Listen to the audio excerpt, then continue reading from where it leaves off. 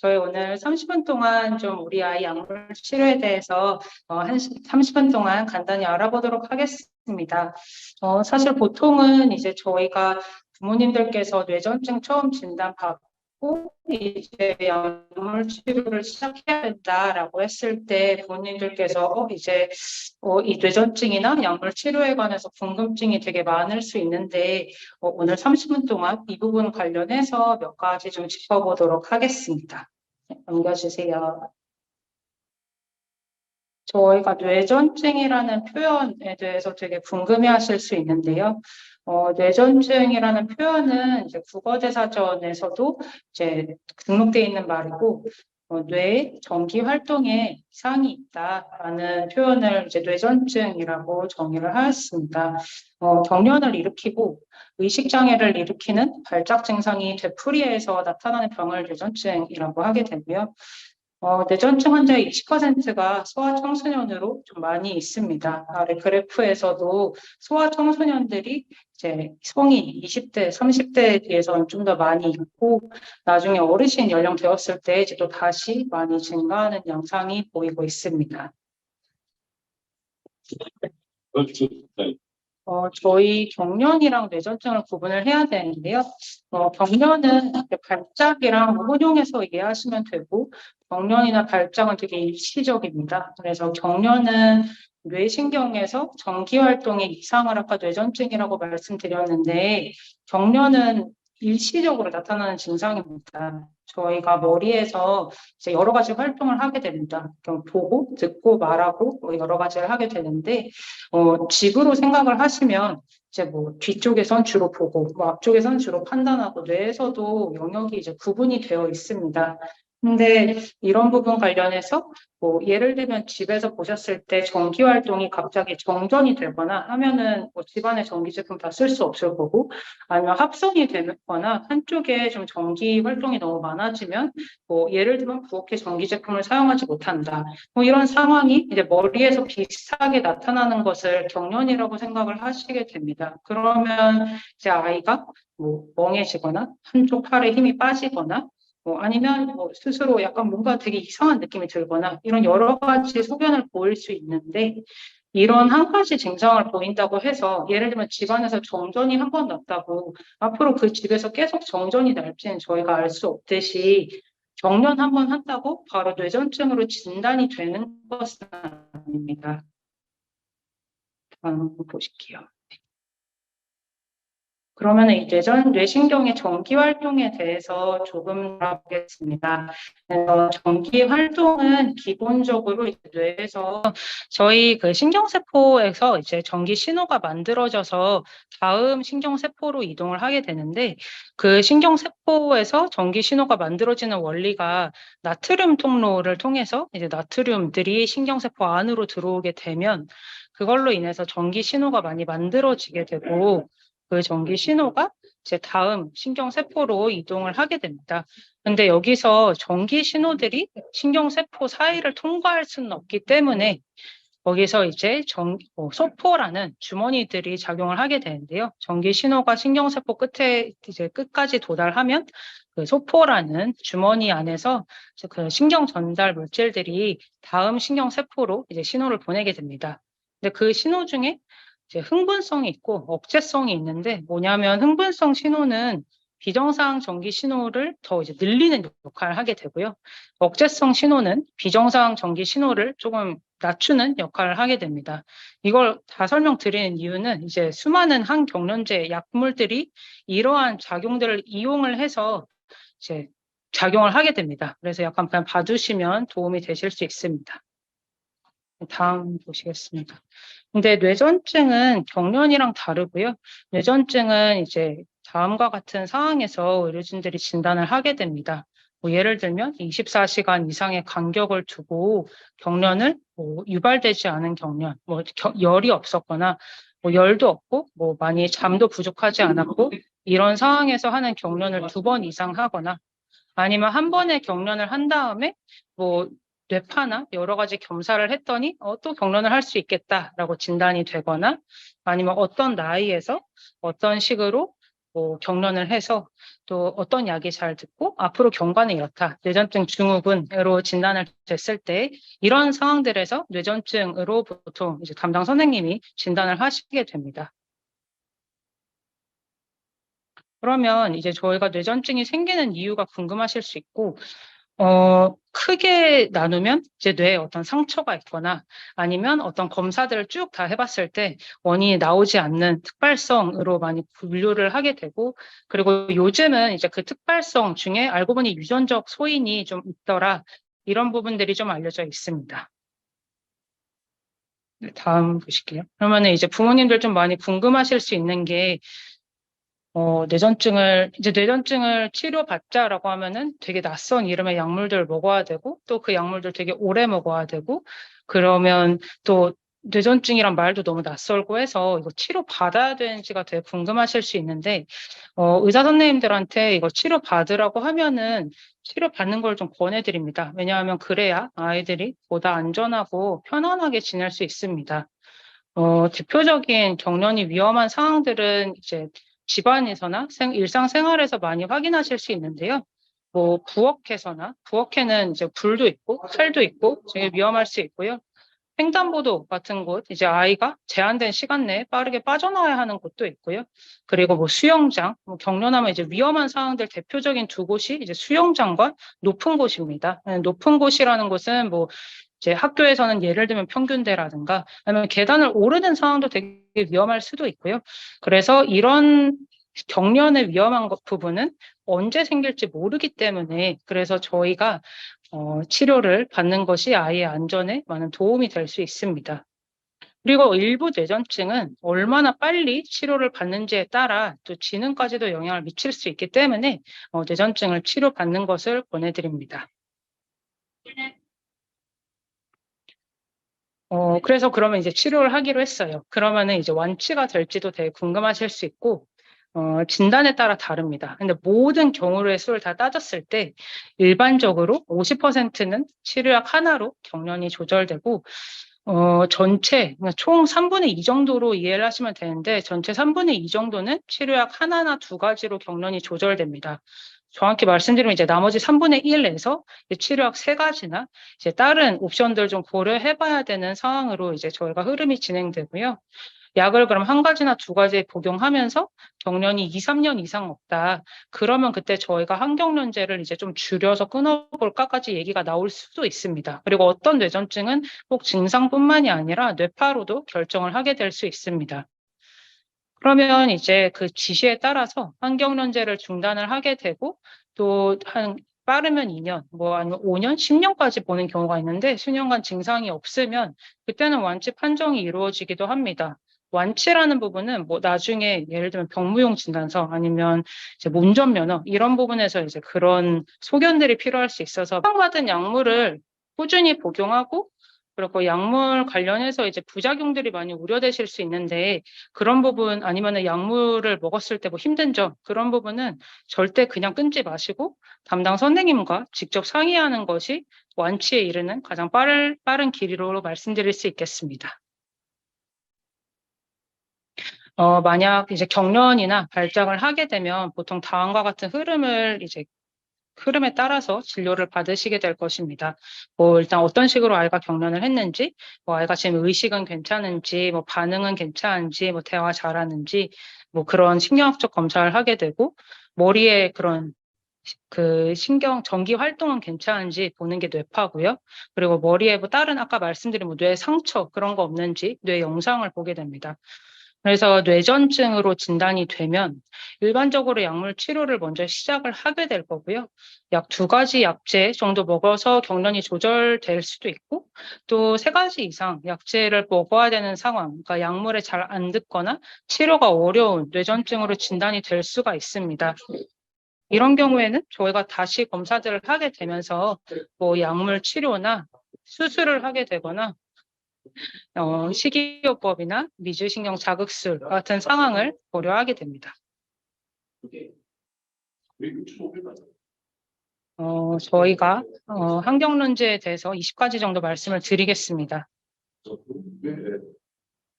다음 슬라이드 주시면 됩니다. 일단 적절한 항경련제의 선택은 다음과 같은 세 가지 요인으로 결정이 되는데, 예를 들면 형제들이 이제 뇌전증을 둘 다 진단받은 경우가 있는데도 이제 서로 다른 약을 먹는 경우도 있고, 그러면 어떤 요인에 따라서 이제 선택을 하게 되냐라고 했을 때, 아이에 따라서도 달라지고요. 뇌전증 종류에 따라서도 달라지고, 약 종류에 따라서도 달라집니다. 그래서 아이의 경우는 뭐 아이의 나이도 고려를 하게 되고, 그 아이가 다른 질환이 있는지, 아이의 학업 능력은 괜찮은지, 아이의 주 보호자, 뭐 여러 가지를 고려하게 되고요.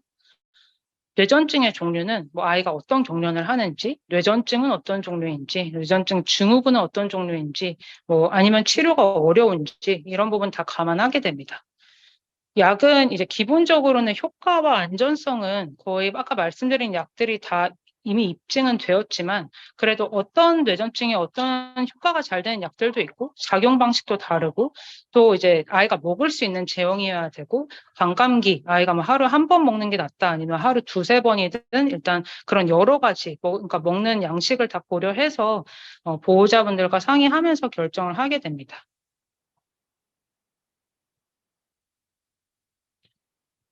그래서 항경련제 원리는 아까 말씀드린 그 그림과 거의 같은데요.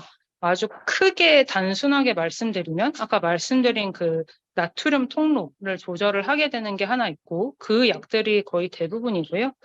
흥분성 신호를 좀 더 억제하는 방향으로 진행을 하기도 하고 아니면 억제성 신호를 늘리는 경우들도 있습니다. 그래서 결국은 비정상적인 전기 신호를 줄이는 방향으로 진행이 됩니다.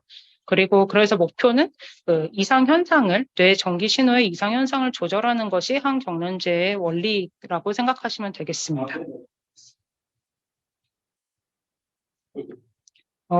이 슬라이드는 이제 그냥 일반 논문에서 이렇게 다양한 기전이 있다라는 그림을 하나 보여드리는 거고요. 넘어가겠습니다. 그래서 흔히 사용되는 항경련제 5가지 정도를 그냥 간단히 소개해 드릴 텐데, 이거는 뭐 흔히 사용되는 것들 5가지를 고른 것이고, 다음 슬라이드에서 말씀드리겠습니다. 그래서 약 20가지 약들이 처방되는데, 뭐 기능에 따라서 선택한 게 아니라 그냥 우리나라에서 많이 쓰이는 빈도, 좀 흔히 아실 수 있는 빈도에 따라서 설명드린 내용입니다. 신생아 경련에서 일단 우선적으로 전 세계적으로 1차 약제로 쓰이는 약이 페노바리탈이라는 약입니다. 이 약은 이제 억제성 신호를 늘리고 또 주사제도 있고 또 가장 오래된 항경련제입니다. 그만큼 오랫동안 안전성이나 효과가 입증된 약이라고 이해를 하시면 되고요. 근데 너무 오랫동안 고용량을 먹게 되거나 하면 인지 발달에도 영향을 미칠 수도 있고 골밀도가 떨어질 수도 있어서 혹시 오래 복용하는 경우나 그런 경우에는 약을 유지해야 되는지 아니면 추가적으로 이제 검사를 해야 될지 이런 부분에 관해서 주치의 선생님과 상의해 보실 수 있겠습니다. 그 다음 이제 보실 수 있는 약이 레베티라세탐이라는 약이고요. 이 약은 네. 잠깐만요. 네. 그래서 레베티라세탐이라는 약은 이제 또 신생아 경련에서 요즘 2차 약제, 3차 약제로 많이 사용되는 약이고 신생아 뭐 소아, 성인, 어르신들까지 지금 다양한 뇌전증에서 사용 중인데 그 이유가 일단 기전이 좀 특이합니다. 이거는 아까 제가 뭐 나트륨 채널, 뭐 흥분성, 억제성 신호를 말씀드렸는데 레베티라세탐은 특정 아까 말씀드렸던 그 신경세포 마지막에 있는 주머니에 결합을 하는 좀 독특한 기전이 있어서 그래서 좀 선호를 하시는 부분도 있고 아까 말씀드린 뭐 인지 이런 부분의 부작용 그런 부모님들이 좀 우려하실 만한 부작용이 덜한 편이어서 좀 선호하실 수 있는데 또 알아두실 거는 기본적으로 대부분의 뇌전증 약제들은 머리에 작용하기 때문에 많이 졸릴 수 있고 많이 어지러울 수 있고 이런 거는 공통적이고 그거랑 별개로 약간 우울감에도 영향 미친다는 보고들이 일부 있고요. 또 흥분 좀 이렇게 기분이 왔다 갔다 할 수 있다 이런 부분들이 좀 알려져 있습니다. 그다음에 발프로익산, 뭐 발프로산 나트륨 이런 제가 지금 말씀드린 건 다 성분명으로 말씀을 드리는 거고 제품명들은 워낙 이게 제약회사에 따라 다양하게 있기 때문에 그냥 성분명으로 지금 말씀을 드리겠습니다. 발프루산 나트륨은 기전이 정말 다양합니다. 그래서 사실 전 세계적으로 거의 가장 많이 쓰이는 약 중에 하나고요. 왜냐하면 아까 말씀드렸던 억제 신호도 강화하고 뭐 칼슘 통로, 나트륨 통로, 다양한 이제 이상 신호와 연관되는 통로를 차단해서 이상 신호를 줄이는 역할을 합니다. 그래서 다양한 뇌전증에서 이제 효과가 좋고요. 그런데 또 부작용이 되게 다양하게 있는데 대표적인 예로 뭐 좀 많이 졸릴 수도 있고 농도가 높으면 뭐 머리가 빠질 수도 있고 뭐 혈소판이 떨어질 수도 있고 아주 높은 농도에서는 뭐 뇌병증, 뭐 암모니아가 높아지거나 관독성 이런 부분이 있을 수 있습니다. 또 가임기 여성분들은 이제 태아 독성이 있을 수 있기 때문에 만약 고용량을 복용 중이거나 할 경우에는 반드시 주치의 선생님과 이전 용량이나 뭐 유지할지 이런 부분 상의해야 할 수 있습니다. 마지막으로 카바마제핀이나 옥스카바제핀이라는 약이 있습니다. 그래서 이 약은 또 나트륨 이온 통로를 안정시키는 역할을 하게 되고요. 그래서 옥스카바제핀이 이제 카바마제핀에서 부작용이 살짝 개선된 약제로 이해를 하시면 되겠습니다. 카바마제핀은 자봉 주스와 먹지 않도록 아마 안내를 좀 받으셨을 것 같고요. 그 상호작용 때문에 그렇고, 그리고 둘 다 이제 나트륨 통로를 머리, 뇌신경 세포에서 안정시키는 건 정말 좋은 작용이지만, 이제 온몸에 나트륨과 연관되어서 이제 농도가 좀 떨어질 수 있기 때문에, 혹시 뭐 정말 토를 많이 한다든가, 탈수되거나 그런 상황 아니면 의식이 좀 떨어진다, 이럴 때는 전해질 검사를 해보셔야 될 수 있습니다. 항경련제 먹을 때 주의사항 몇 가지 말씀드리겠습니다. 음, 일단 약을 규칙적으로 잘 먹는 게 치료에 정말 중요한데요. 아까 맨 처음에 이제 완치에 이르는 길 말씀드렸을 때 이제 약을 잘 먹으면서 필요한 부분 주치의 선생님이랑 상의하도록 말씀드렸는데요. 대부분 아마 하루 2번으로 처방을 받으셨을 거고, 뭐 서방정, 뭐 오래 작용하는 약이나 어떤 약들은 하루 1번 먹었을 거예요. 그러면 약을 규칙적으로 꾸준히 먹어야 약 효과가 잘 유지가 되고요. 그래서 시간은 보호자분들이 어느 정도는 정할 수 있는데, 아예 뭐 아침 8시, 저녁 8시 이렇게 정하셔도 되고, 아니면 뭐 이제 뭐 일상생활을 혹시 해야 되면 뭐 학교 가기 전, 자기 전 이런 식으로 어느 정도의 시간대를 정하셔도 상관없습니다. 그래서 뭐 휴대폰 알람을 설정하시거나 가끔 이제 뭐 오늘 먹었나? 뭐 이런 것 좀 고민하실 수 있는데 뭐 캘린더, 뭐 달력 여러 가지 다 활용하셔서 약을 꼭 규칙적으로 챙겨 드시는 게 아주 중요합니다. 이론적으로 이게 이유가 이제 아래 그림을 보시면 그 아래 화살표가 이제 약 들어가는 횟수인데요. 맨 처음에는 이제 약물 농도가 낮겠죠. 그러면은 그냥 쉽게 이해하시면 음식을 먹으면 이제 배가 불렀다가 다시 배가 고파지잖아요. 그래서 이제 배 안에서 이제 음식이 많이 들어갔다가 빠지게 되는데 마찬가지로 약을 먹으면 피 안에서 농도가 높아졌다가 떨어집니다. 그래서 약 농도가 처음 약을 먹으면 높아졌다가 떨어지는 중에 2번째 약을 먹게 되고 그럼 다시 떨어지다가 또 3번째 약을 먹게 되고 이렇게 되면서 일반적으로 약들이 5번째 약 정도를 먹게 될 때 이제 가장 낮은 농도에서도 치료 범위 안으로 들어오게 되는 그런 효과를 보이게 됩니다.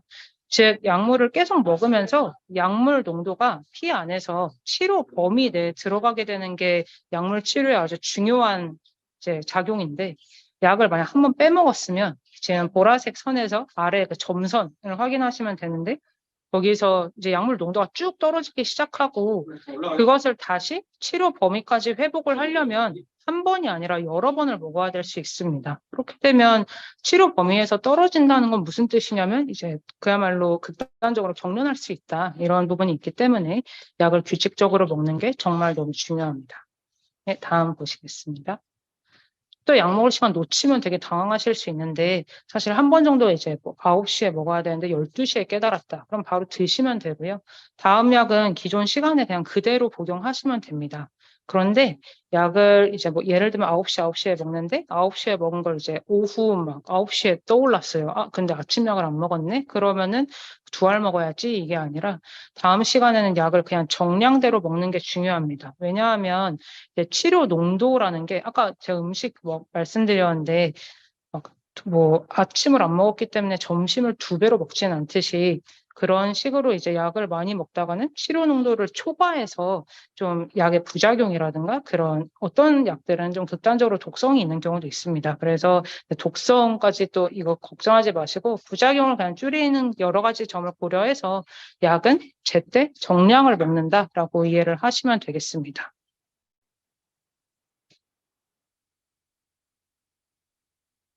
이 부분을 좀 많이 강조하고 싶은데요. 경련 유발 요인을 가능한 피하는 것이 저는 보통 보호자분들께 약 한 알만큼 중요하다라고 정말 자주 말씀을 드립니다. 특히 이제 청소년기 넘어가면 이 부분이 정말 너무 중요해지는데 규칙적으로 생활하고 충분한 수면, 그러니까 너무 늦게 자지 않도록 이게 정말 너무 중요하고요. 마음을 편안하게 유지하는 게 중요하고 빗자극을 주의해야 됩니다. 사실 그 우리나라에 그 일본 애니메이션 포켓몬스터가 들어오기 전에 우리나라에 포켓몬스터를 먼저 알린 사건이 하나 있었는데 그 1997년 12월에 이제 그때는 이제 12월이니까 해가 졌겠죠. 그래서 이제 저녁에 포켓몬스터를 이제 일본에서 방영을 할 때 아이들이 또 어둡고 잘 보려고 불 끄고 TV를 보고 있다가 이제 아래와 같이 파란색, 빨간색 이 영상이 이제 1초에 3번 이상 전멸하는 장면이 한 10초 이상 나왔습니다. 그래서 그러면서 이제 한 수백 명 아이들이 갑자기 뭐 어지럽고 토하고 경련하고 하면서 이제 응급실로 가게 되면서 이게 좀 세계적으로 많이 알려진 사건이었고요. 그 당시에는 이제 이런 부분에 대한 방송 가이드라인도 없었던, 일본에서 일단 없었던 시절이고 해서 이런 광자극이 아이들한테 경련을 일으킬 수 있다라는 개념이 아직 그 당시에는 확립이 일반인들은 잘 몰랐습니다. 그래서 이런 부분에 관해서 특히 부모님들께서 챙겨주실 거는 어두운 방에서 아이들이 불 끄고 막 스마트폰 하거나 게임, TV 이런 아니면 어두운 데서 딱 그냥 스탠드만 켜고 공부하거나 이런 그 대비되는 명함을 피해 주시면 되겠습니다. 그리고 운동은 절대 금기는 아닌데 아까 말씀드렸던 경련할 때 위험한 상황 두 가지 대표적인 운동이 수영과 자전거고요. 수영의 경우에는 절대 안 되는 건 아니지만 인명 구조사가 반드시 있는 곳에서만 하는 것을 저는 권해드리고, 그리고 자전거 같은 경우는 보호자 옆에서 헬멧, 뭐 보장구 잘 차고 운동하는 걸 권해드립니다. 청소년들은 금주, 금연 반드시 권해드립니다. 다음 보시겠습니다. 그리고 뇌전증과 동반될 수 있는 증상이 여러 가지가 있어서 관리가 정말 중요합니다. 대표적인 그 소아 청소년 시기 때 되게 중요한 질병이 주의력 결핍, 과잉 행동 장애라는 병이 있습니다. ADHD 요즘 많이 알려져 있죠. 그래서 이 질병이 뇌전증과는 ADHD 환자들에서 뇌전증이 더 많이 발생하고 뇌전증 환자들이 ADHD에 더 많이 발생한다는 이제 연관성이 알려져 있고 그래서 아이가 좀 유난히 산만하다, 유난히 좀 주의력이 떨어진다, 뭐 그리고 좀 아이가 막 되게 잘 욱한다 이런 부분이 있을 때 이런 부분 뇌전증 선생님과 상의하셔도 괜찮습니다. 그리고 자폐 스펙트럼 장애나 발달 지연, 지적 발달 장애에선 뇌전증이 조금 더 이제 발생할 수 있고 우울, 불안, 그리고 뭐 늦게 자거나 그러니까 잠들지 못하거나 그리고 막 자주 깨거나 불면 이런 증상도 어른 뇌전증 환자들은 한 3, 40%까지 보고되는 증상들이라서 이런 부분에 대해서는 이제 약제, 상담, 치료 이런 관리를 받는 게 뇌전증 치료에도 아주 큰 도움이 됩니다. 이제 또 아직 궁금하신 게 그래도 정말 많으실 수 있고 그중에 한 3가지 정도만 더 보겠습니다. 음, 그리고 이 그 궁금증 관련해서 그 가장 중요한 거는 주치의 선생님과 반드시 상의를 해주시는데 왜냐하면은 이 그 아이들의 이제 개별적인 상황에 대해서는 저희가 다 판단을 할 수가 없기 때문에 일반적인 상황들에 대해서 제가 말씀을 드리겠습니다. 예방접종은 절대 금기는 별로 없습니다. 그리고 제 예방주사 중에서 경련을 일으키는 것으로 보고된 사항은 다음과 같고요. 독감 예방주사는 폐구균이나 DTP 접종이랑 같이 맞으면 열경련 가능성이 높아질 수 있습니다. 그러니까 이것도 열나면서 경련을 하는 거지 뭐 뇌전증이 악화되거나 그런 부분은 아닙니다. 그리고 MMR, 그러니까 홍역, 골골이 풍진 이 주사도 열경련 가능성이 다소 늘 수 있는데 이 보고는 이제 경련 그 주사를 맞고 다음날, 다다음날 정도가 아니라 14일 정도까지 2주 정도 잘 보도록 안내가 되고 있고요. 일본 뇌염 생백신에서도 드물게 열경련이 보고되고 있습니다. 그래서 이런 부분을 감안하시고 특히 이제 치료를 위해서 고용량 스테로이드나 면역글로불린 같은 약제를 이제 최근에 맞았거나 아니면 최근에 점점 약을 늘리고 있거나 뭐 경련이 조절이 잘 안 되거나 아니면 드물게 어떤 예방접종 맞은 다음에 경련이 너무 심해졌거나 아니면 뇌기능 정말 장애가 생기는 경우가 있는데 그러면 권고되지 않습니다. 이제 요즘 격리, 이제 코로나가 이제 좀 풀어지는 상황에서 이제 많은 분들이 여행을 많이 물어보셨는데, 이제 이거는 담당 주치의사님 허락을 받으시고, 허락을 받은 상황에서도 꼭 챙기실 게 몇 가지가 있는데요. 일단 여행 기간 동안 약은 꼭 놓치지 않도록 챙기시고, 여행이 뇌전증 환자들에서 어려움, 리스크가 될 수 있는 거는 수면입니다. 그래서 잠이 많이 좀 늦게 자고 또 잠자리도 바뀌고 이러면서 또 어떤 경우는 시차가 바뀔 수도 있으니까 꼭 아이들 규칙적으로 충분히 잘 수 있도록 챙겨주시고요. 또 이제 타 병원에 가게 되는 상황들이 있을 수 있기 때문에 가능하면 기존 병원에서 소견서, 처방전 받아두시면 도움이 많이 됩니다. 장거리 여행은 반드시 허락을 받으시는데 왜냐하면 그 비행기, 대중교통에는 경련 조절약이 없고요. 그리고 일반적으로 이제 미국 그 비행의학협회에서 권고하는 거는 최근 한 달 이내에 경련을 했거나 경련 자주 하면은 비행은 권장하지 않습니다.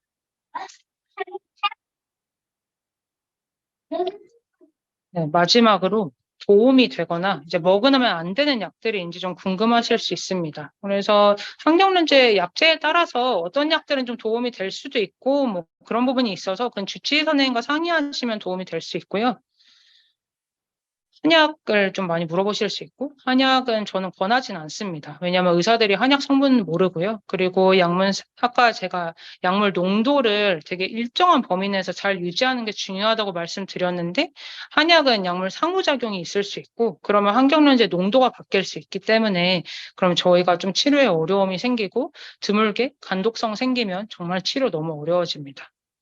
그리고 좀 조심할 약은 그 감기약 중에 콧물약으로 항히스타민제라는 약이 좀 많이 있습니다. 그리고 일반적으로 원래는 정말 너무 많이 쓰이는 안전한 약인데 드물게 경련을 일으킬 수 있으니까 알고 계시고 주의해 주시면 좋겠습니다.